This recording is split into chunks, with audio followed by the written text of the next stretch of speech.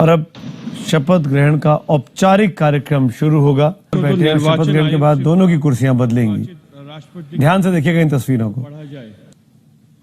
यह भारत के संविधान के अनुच्छेद 324 द्वारा भारत के राष्ट्रपति के पद के निर्वाचन का अधीक्षण, निर्देशन और नियंत्रण भारत निर्वाचन आयोग में निहित है कि पदावधि की समाप्ति वर्ष 2017 के जुलाई मास के 24वें दिन तदनुसार शक संवत 1939 के श्रावण मास के दूसरे दिन होनी है और यतः भारत के राष्ट्रपति के पद को भरने के लिए संविधान तथा राष्ट्रीय और उपराष्ट्रपति निर्वाचन अधिनियम 1952 के प्रावधानों और तदाधीन बनाए गए नियमों और आदेशों के उपबंधों के अनुसार करा लिया गया है तथा इसका परिणाम घोषित कर दिया गया है।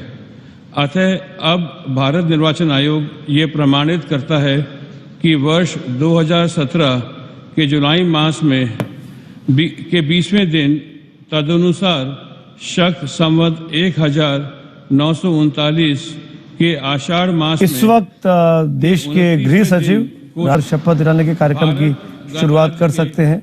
गृह सचिव राष्ट्रपति प्रणब मुखर्जी से इस आदेश की गुहार लगाते हुए से आज वर्ष 2017 के जुलाई मास के 20वें दिन तदनुसार शक संवत 1939 के आषाढ़ मास के 29वें दिन को जारी किया गया। मैं ईश्वर की शपथ लेता हूं कि रामनाथ कोविंद ईश्वर की शपथ लेता हूं कि मैं श्रद्धापूर्वक भारत के राष्ट्रपति के पद का कार्यपालन करूंगा तथा अपनी पूरी योग्यता से संविधान और विधि का परिरक्षण, संरक्षण और प्रतिरक्षण करूंगा और मैं भारत की जनता की सेवा और कल्याण में निरत रहूंगा।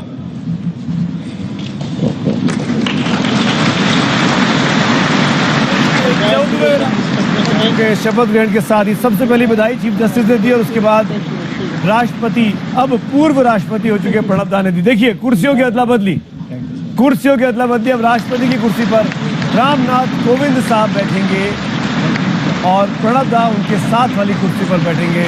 हस्ताक्षर किए जाएंगे और ये प्रक्रिया राष्ट्रपति बनने की औपचारिक तौर पर पूरी हो जाएगी, जिसके बाद ये बताया जा रहा है कि रामनाथ कोविंद साहब अपना पहला राष्ट्रपति के तौर पर भाषण भी देंगे, संबोधन भी देंगे यहीं सेंट्रल हॉल में अब से कुछ ही मिनटों में। वो भी सब लाइव होगा आपके पास।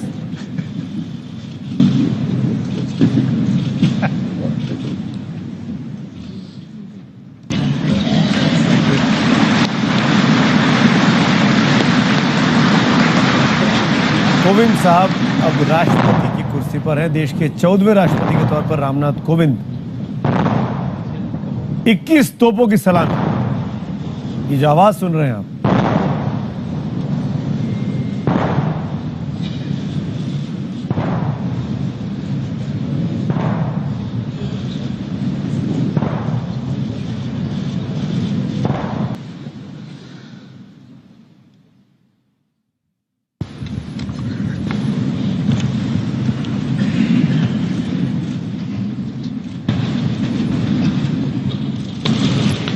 आदरणीय श्री प्रणब मुखर्जी जी, श्री हामिद अंसारी जी, श्री नरेंद्र मोदी जी, श्रीमती सुमित्रा महाजन जी, न्यायमूर्ति श्री JS खेहर जी, एक्सेलेंसीज, संसद के सम्मानित सदस्यगण, देवियों, सज्जनों और मेरे देशवासियों,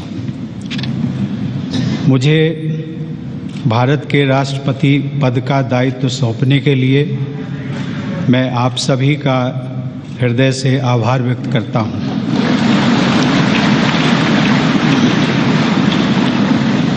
मैं पूरी विनम्रता के साथ इस पद को ग्रहण कर रहा हूँ। यहाँ सेंट्रल हॉल में आकर मेरी कई पुरानी स्मृतियाँ ताज़ा हो गई हैं। मैं संसद का सदस्य रहा हूँ और इसी सेंट्रल हॉल में मैंने आप में से कई लोगों के साथ विचार विनिमय किया है। कई बार हम सहमत होते थे, कई बार असहमत, लेकिन इसके बावजूद हम सभी ने एक दूसरे के विचारों का सम्मान करना सीखा। यही लोकतंत्र की खूबसूरती है।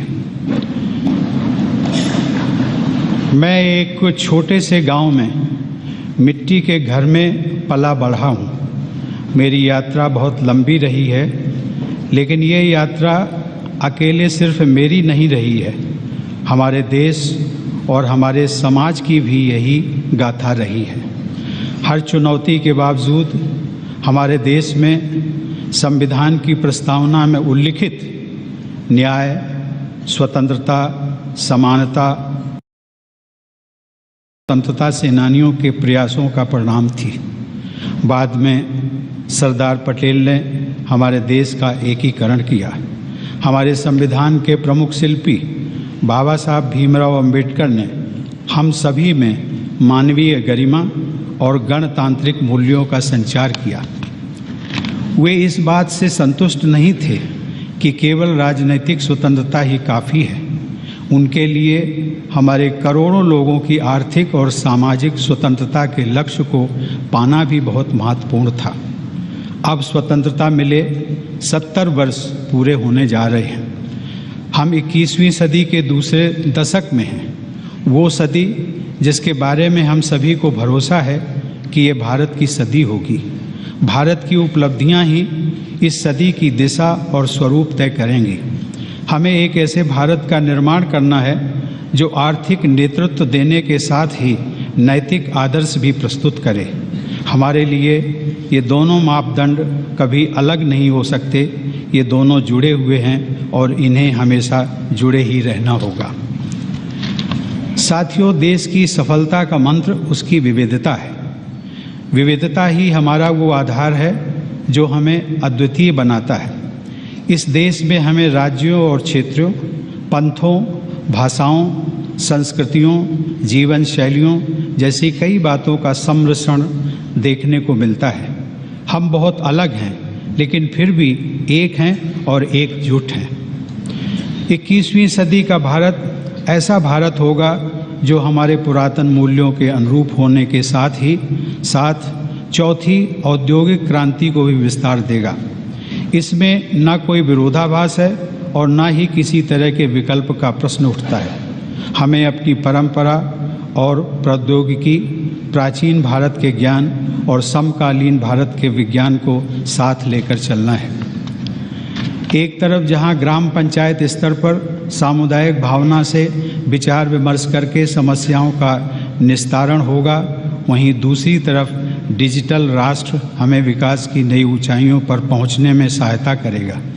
हमें गर्व है भारत की मिट्टी और पानी पर।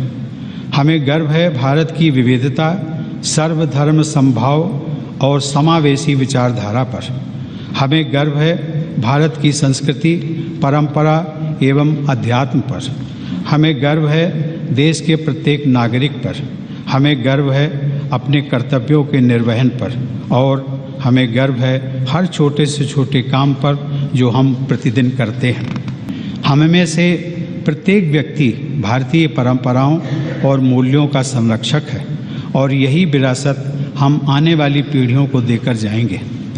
देश की सीमाओं की रक्षा करने वाले और हमें सुरक्षित रखने वाले सशस्त्र बल राष्ट्र निर्माता हैं। जो पुलिस और अर्धसैनिक बल आतंकवाद और अपराधों से लड़ रहे हैं वो राष्ट्र निर्माता है। लिए अन्न उपजा रहा है वो राष्ट्र निर्माता है।